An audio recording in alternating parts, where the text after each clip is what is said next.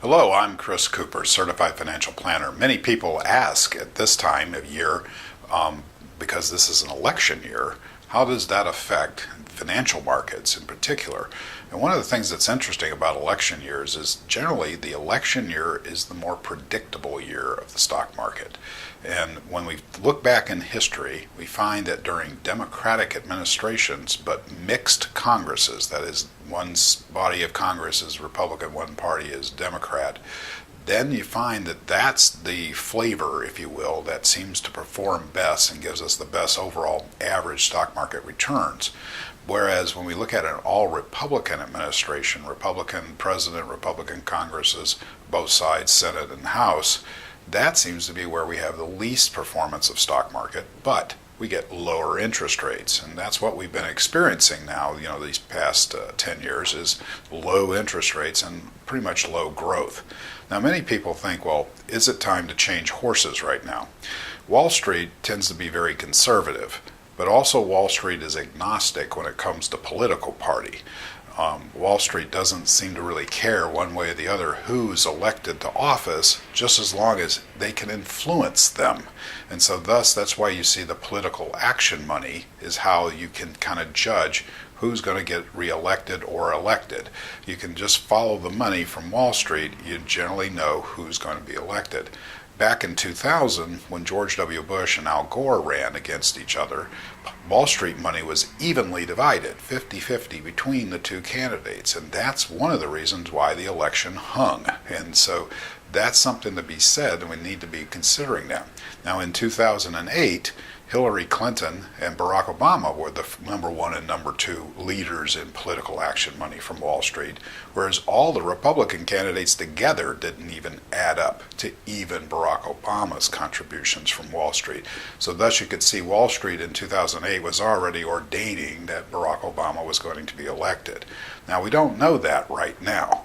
We don't know how that's going to come out, and one way or the other, it's okay whichever way it works. It's just once we know what it is, then we know how to place our investments and go forward from there. Biggest things we have to look at now is if the president is reelected, what kinds of things can we expect?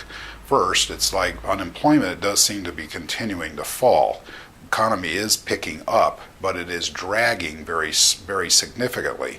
One of the reasons for that is the contribution that the U.S. government that is contributing to our growth of our economy has been declining. We have been pulling back the money that we've been borrowing and putting into the systems, that all that TARP and all the other things that we heard about in the past.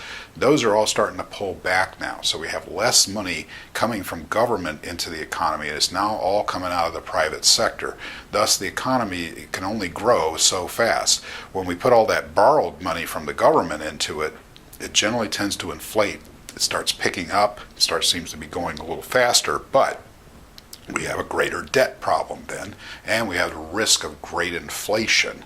So that's why we tend to want to be saying, no, we don't want to really go further in debt at this point, but that does mean that our economy will not grow very robustly, and so thus we do need to be careful and say things are not going to grow greatly yet until we actually pull back on the debt service from the United States government and we get the companies going faster and faster and faster.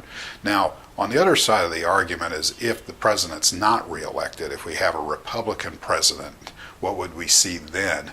Generally, we tend to think that there would be more business friendly and that regulations would start becoming more relaxed or just not enforced, thus kind of repeating some of the problems we may have seen in the past with subprime mortgages and some of the other problems.